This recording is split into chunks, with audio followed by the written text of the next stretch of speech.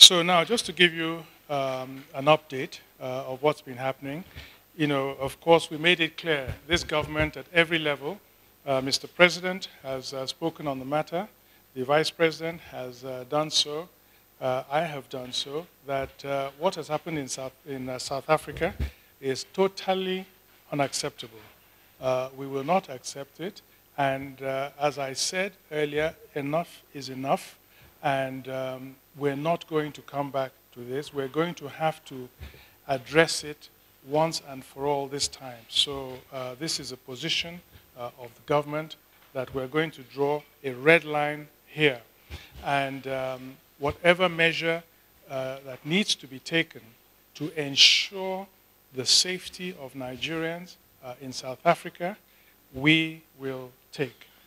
Now, we have been in touch with the South African government at the very highest level, and Mr. President has dispatched a special envoy to meet with the President of South Africa. And we have a very clear idea of what we want to achieve, and the special envoy has very clear directives from Mr. President about the commitments and guarantees that we expect from the South African government. Now, of course, a lot of things have been circulating in social media, which has not helped matters. And some of them have really distorted the situation, and because of that, has impacted in our response, the government's response. So number one is that the information that we have from the High Commission and the Consul General in South Africa is that no Nigerian life has been lost during these crises. And I think that's very important, because on social media, there's a lot of stories going around, Nigerians being killed, jumping off buildings, and being burnt. This is not the case.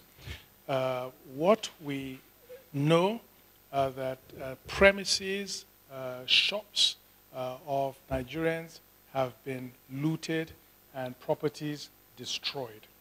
Now, the Vice President, as you know, was scheduled to go to South Africa tomorrow, I believe, to attend the World Economic Forum. Clearly, with this climate, he has, Mr. President and himself have agreed that he should not go to the World Economic Forum in Cape Town. And we're looking at other measures to take. Now, Mr. President is particularly distraught at the acts of vandalism that have taken place here in Nigeria in retaliation to what is happening in South Africa. Now, he believes, and the government believes, that we have to take the moral high ground on this matter. We are victims here, and we're making that position clear to the international community and to the South African government. We here in Nigeria must not fall into the temptation of also resorting to the acts that we are condemning in others. So Mr. President has pleaded and is likely to make a statement on this, addressing the Nigerian people, to please, please, please desist from acts of vandalism and aggression, destroying properties. Now, these businesses, ShopRite, MTN, and others, yes, they are South African, but these are subsidiaries in Nigeria, owned by Nigerians.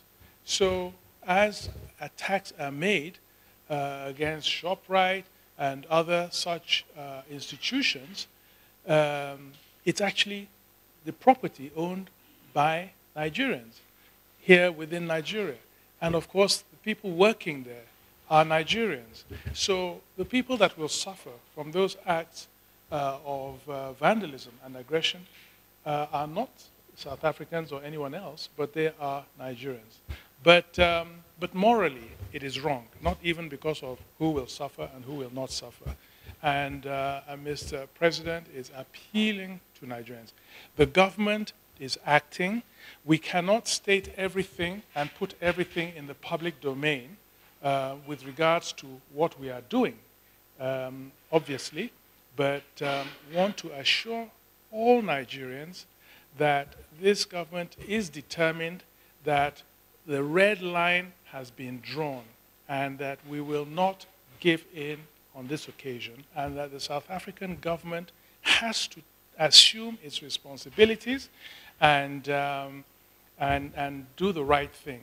Protect Nigerians and other Africans, I might say, in South Africa, and we have to hold them to account, and they have to do that. And compensation, full compensation, has to be paid because, as we have discovered from previous experience, a lot of these Nigerians, they lose their property, and it's a long, drawn-out process, and very often they are not compensated for it. But on this occasion, the government, the Nigerian government, is going to fight for full compensation and hold the government of South Africa to account. So we're going to do this, and we're going to consider other options. We're going to consider other options to ensure that the message gets across to the government of South Africa. It's not a question of weakness or anything of the sort. We have to move, but we have to move decisively. And that is precisely what this government is going to do. We have all the options at the table, and on the return of the special envoy, we will all sit down and look at all the options, assess the report, and there is no measure that we consider to be appropriate that we will shrink from taking. We will take whatever measures and all measures necessary to ensure that never, never, never again are we going to be going back to this whole issue of Nigerians being attacked and their property cases killed in South Africa. So this is the overview I would like to give in respect to what is an ongoing story, a breaking story every second, and we'll keep you informed.